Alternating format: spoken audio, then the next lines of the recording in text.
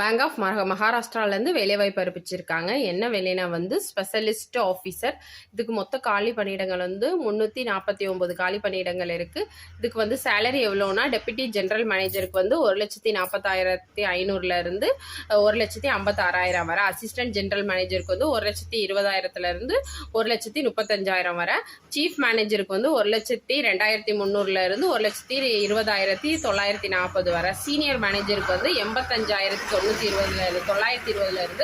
1,05,000 வரை, மேனேஜருக்கு வந்து 64,820லேருந்து 93,960 வரை. கல்வி தகுதி வந்து என்னதுன்னா, எக்ஸ்பீரியன்ஸ் இன் ரெலவென்ட் ஃபீல்டில் வந்து எக்ஸ்பீரியன்ஸ் இருக்கணும். தேர்வு முறை வந்து எப்படி இருக்கும்னா, ரிட்டன் எக்ஸாம் இருக்கும், இன்டர்வியூ இருக்கும், குரூப் டிஸ்கஷன் இருக்கும், அப்புறம் டாக்குமெண்ட் வெரிஃபிகேஷன்.